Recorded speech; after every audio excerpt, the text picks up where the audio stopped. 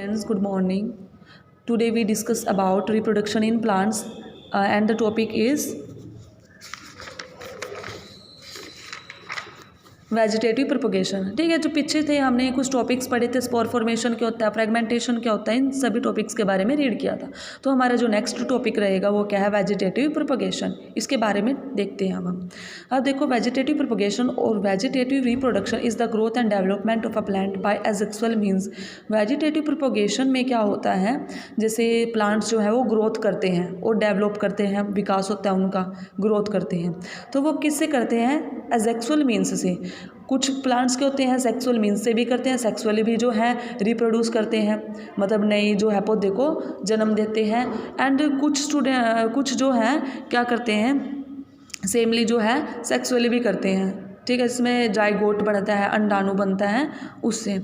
So this development occurs as a result of fragmentation, regeneration of a plant part or by growth from specialized vegetative propagation parts.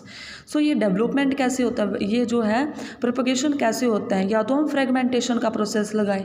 fragmentation में क्या था, मान लो आपने एक organism है, वो क्या करता है, अपने आप को टू पार्ट्स में डिवाइड कर लेते हैं। टू पार्ट्स में डिवाइड करने के बाद फिर वो क्या होता था, दोबारा रीजनरेट होता था, नए संतान को, नए ऑफस्प्रिंग को क्या देता था, जन्म देता था।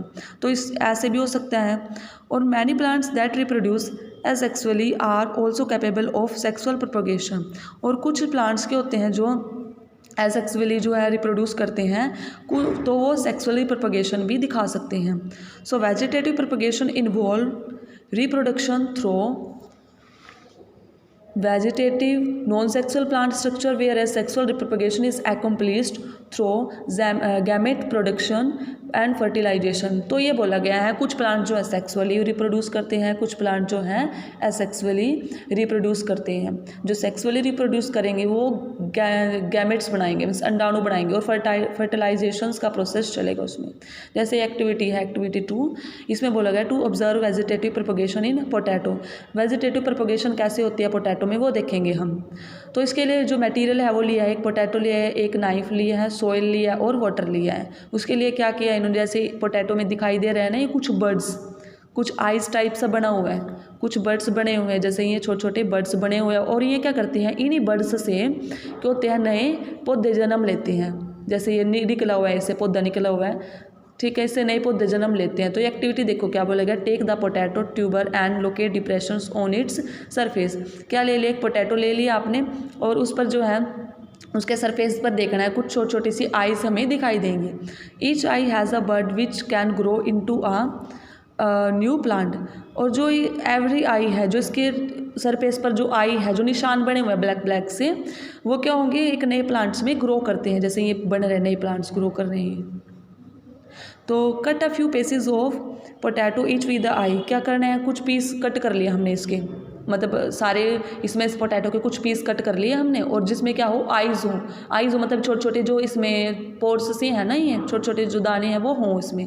ऑब्जर्वेशन क्या किया, आफ्टर फ्यू डेज, उसके बाद क्या इन्होंने बरी दैम इन मॉइस्ट सॉइल, मतलब कुछ जो है इसमें से कट करके हमने जो पोटैटो के कुछ पार्ट ले लिए, उसके बाद उनको मिट्टी में डाल दिए हैं। मिट्टी में डाल के उसके ऊपर जो है पानी छिड़क दिया हमने थोड़ा सा, और रेगुलर करना है हमने, मतलब कुछ दिनों के लिए। After few days each bud grow into a new plant. तो कुछ दिनों के बाद हम क्या देखते हैं कि जो आपने पीसेस लिए थे पोटैटो के विद आइज, जो इसके ऊपर जो ब्लैक ब्लैक स्पॉट से थे, तो वो नए प्लांट में ग्रो कर रहे हैं। कुछ दिनों बाद आप देखोगे। तो like wise you can also grow ginger, turmeric and bulb of onion, lily and tulip. तो कुछ पौधे जो है इस टाइप से ग्रो करते हैं, मतलब जड़ें लगाते हैं, कुछ पौधों की हम जड़ें लगा देते हैं और उनसे जो है नया प्लांट जो है प्रोड्यूस होता है। तो उसके बाद है natural vegetative propagation. Natural vegetative propagation क्या होता है, इसमें हम देखेंगे। अब new plants grow from the parts of the parent they include. अब देखो कुछ प्लांट्स होते हैं, जैसे गुलाब के होते हैं, गुलाब की क्या लगाते हैं हम, टहनी लगा देते हैं, टहनी लगा देते हैं, स्टेम लगा देते हैं। तो उससे ही वो क्या करती है, ग्रोथ दिखाती है। ग्रोथ दिखाने के बाद जो है उस पर कुछ दिनों बाद जो है हम कुछ नोड्स ही दिखाई देती हैं, छोटी छोटी नोड्स दिखाई देती हैं ग्रोथ करने के बाद। तो कुछ दिनों बाद ही वो क्या बन जाता है, एक पूरा पौधा बन जाता है, और जिस पर जो है रोज़ उगने स्टार्ट हो जाते हैं। तो यहाँ देखो new plants grow from parts of the parent plant. कुछ जो प्लांट होते हैं कुछ पार्ट्स से ग्रोथ दिखाते हैं अपनी पेरेंट प्लांट के। तो स्टेम्स में क्या होगा, runners are stems that grow horizontally above the ground. They have nodes where buds are formed. These buds grow into a new plant. The underground and subaerial stems are especially modified for vegetative propagation.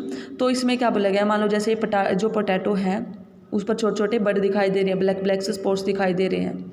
तो जैसे ही ये moisture में आएगा, नमी में आएगा, तो ये क्या दिखाएगा, इससे जो है कुछ जो है पौधे जो बनना, नए नए जो है पौधे बनना स्टार्ट हो जाते हैं, नए नए शूट्स निकलना स्टार्ट हो जाते हैं कुछ दिनों बाद, जिससे मॉइस्चर में रखेंगे इसको।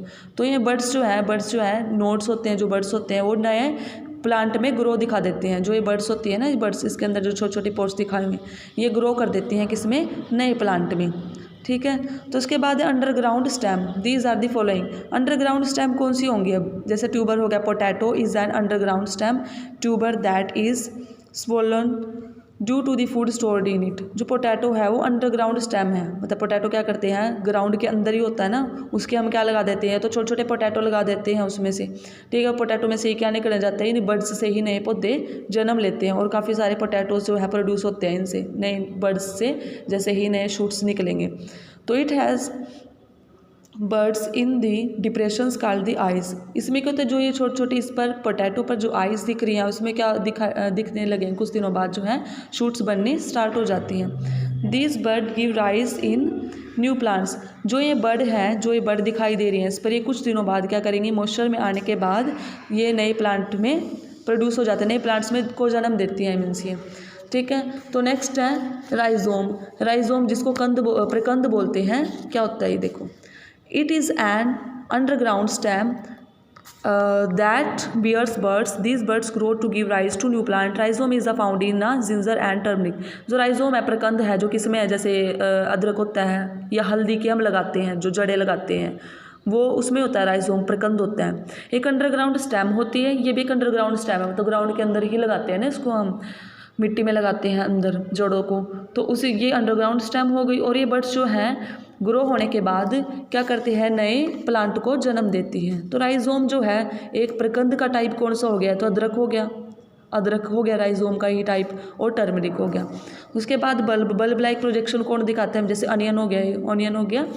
अ bulb contains an underground stem. इसमें भी क्या होती है, अंडरग्राउंड स्टेम होती है, ग्राउंड के अंदर इसकी स्टेम होती है। Leaves are attach to this stem. जो लीव पत्ते होंगे इस स्टेम से अटैच होते हैं। This leaves contain much stored food. और जो ये लीव्स होते हैं इसके अंदर, उसमें ही कुछ फूड जो है स्टोर्ड होता है। At the centre of the bulb is an apical bud.